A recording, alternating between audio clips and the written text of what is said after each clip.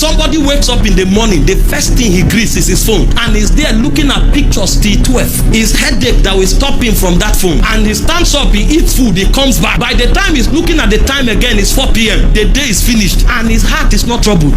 He has not learned anything, he has not serviced his passion, and he's hoping that God will exalt him. He's hoping that he will become significant in his generation. It is not possible. Even if we pour a drum of oil on your head, you will go nowhere. There are two things about passion. Number one is focus.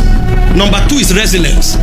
If you want to keep your passion strong, nothing must happen to your focus. So what keeps a man passionate is his ability to keep his eyes single.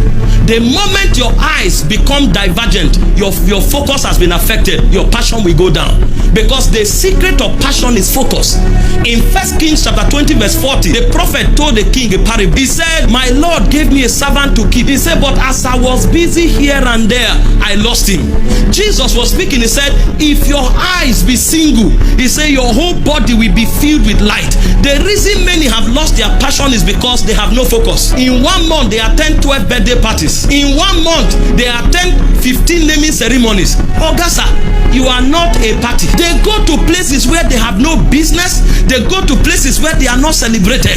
They just come and hang around, and you hear them waiting they happen here. If you don't know waiting they happen, why you come? They don't even have enough dignity to be invited. They show up and they are shaking everybody, trying to stand around important people and appear in pictures. Why not go and service your passion? When your time comes, anywhere you stand, that's where things will happen. But it's a mentality.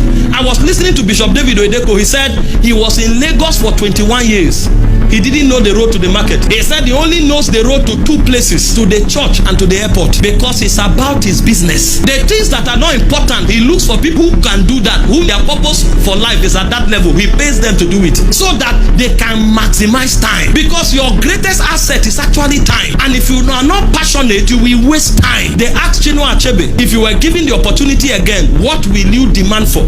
He said he would demand for his lifetime, because if he knew what he knows at that age, he would have achieved much more. And you see people wasting their energy going nowhere because there's no focus. Passion cannot be serviced. Learn to service your passion. See, find out where you are going to, build your whole life around it, and you will see how impactful your life will become. That's why focus is important. Focus is the way to service passion. And then resilience is the capacity to bounce back anytime you fall. If you don't have enough energy in your spirit, when you fall, you will remain down. The Bible said if you faint in the day of trouble, it's not because Satan is strong. It's not because your God does not care. He said it's because your strength is little. So the reason we build passion is against the day of adversity.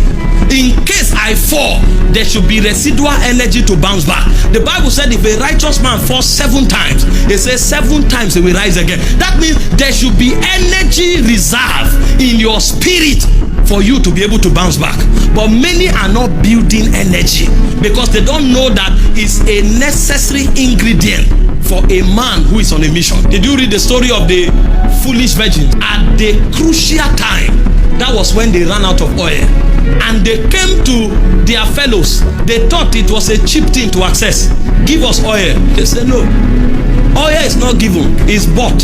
And they say go to them that have and buy. Unfortunately, there was no time, and that's the problem many people have. They discover on their deathbed the things they should have done in 70 years, and in 5 seconds their whole lifetime runs through them, and they realize they wasted all their time doing nothing. Please don't be found anywhere that does not have an impact on your destiny. You should be able to discipline yourself. Paul said in 1 Corinthians 9:27, I beat my body, I bring it under subjection. Especially those of you who are graduating today, see what this training has done to you. In 6 weeks, 1 person wins 200 souls. Now divide your age into 6 weeks and see how many 6 weeks you have lived for. Some of you have lived for over 106 weeks, but the impact you have had in the last 6 weeks is more than all of the 99 6 weeks that you have lived, because you were not mature in your understanding to become deliberate about your timing. One thing you must do if you are sent is to know how to sustain your passion.